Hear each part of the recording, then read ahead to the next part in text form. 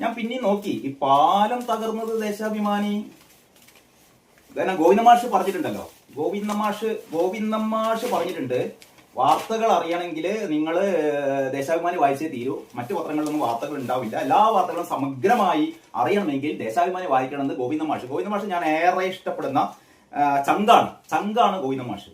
അന്ന് മുതലാണ് ഞാൻ ദേശാഭിമാനി വാങ്ങിക്കാൻ തുടങ്ങിയത് കേട്ടോ. കാരണം വാർത്തകൾ നമുക്കൊന്നും മിസ്സാവരുതല്ലോ. തമാശ പറയുന്നല്ല, കാര്യം പറയണം. അങ്ങനെ ഈ ദേശാഭിമാനിയുടെ ബാക്ക് പേജിൽ നോക്കിയപ്പോഴാണ് 2025 ഏറ്റവും വലിയ തമാശ. 2025 കഴിഞ്ഞ കുറെ കാലത്തിനിടക്ക്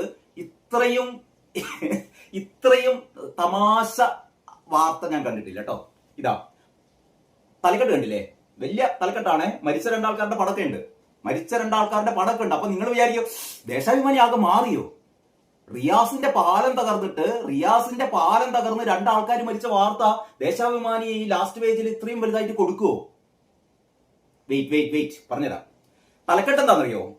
പാലം നിർമ്മാണത്തിനിടെ ആറ്റിൽ വീണ 2 തൊഴിലാളികൾ മുങ്ങി മരിച്ചു. കണ്ടില്ലേ? പാലം ഇങ്ങനെ നിർമ്മിക്കുന്നതിനിടയിൽ ആറ്റിൽ വീണ 2 തൊഴിലാളികൾ മുങ്ങി മരിച്ചു. പാലം നിർമ്മിക്കുന്നതിനിടയിൽ 2 തൊഴിലാളികൾ ആറ്റിൽ വീണു, മുങ്ങി മരിച്ചു. എങ്ങനെയുണ്ട് ഐഡിയ? ഈ അന്തം കമ്മികളുടെ സഖാക്കളുടെ ഐഡിയ എങ്ങനെയുണ്ട്? പാലം തകർന്നിട്ടില്ല കേട്ടോ. പാലം ഇങ്ങനെ നിർമ്മിക്കുന്നതിനിടയിൽ, പാലം നിർമ്മിക്കുന്നതിനിടയിൽ ആറ്റിൽ വീണു 2 തൊഴിലാളികൾ. ആറ്റിൽ വീണു എങ്ങനെ? പാലം ഇങ്ങനെ നിർമ്മിക്കുന്നതിന്റെ ഇടയിൽ 2 തൊഴിലാളികൾ ആറ്റിലേക്ക് വീണു. പാലം തകർന്നു എന്ന് പറയില്ലല്ലോ. പാലം തകർന്നു എന്ന് എങ്ങനെയാ പറയാ? അത് പറയില്ല.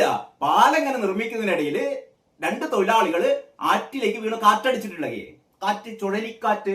അപ്പൊ 2 തൊഴിലാളികൾ അല്ലെങ്കിൽ കാല് സ്ലിപ്പായി പോയിട്ടുണ്ടാവും. 2 തൊഴിലാളികൾ ആറ്റിലേക്ക് വീണു, 2 തൊഴിലാളികൾ മുങ്ങി മരിച്ചു. ഇതാണ് തലക്കെട്ട്. അപ്പൊ നമ്മൾ വിചാരിക്കും ഈ തലക്കെട്ടിൽ ഇപ്പൊ എല്ലാ കാര്യം കൊടുക്കാൻ പറ്റില്ലല്ലോ. ഇനി നമുക്ക് വാർത്ത ഒന്ന് വായിച്ചു നോക്കാം. പാലത്തിന്റെ ഗർഡർ നിർമ്മാണത്തിനിടെ അച്ചൻകോവിലാറ്റിൽ വീണ 2 തൊഴിലാളികൾ മുങ്ങി മരിച്ചു.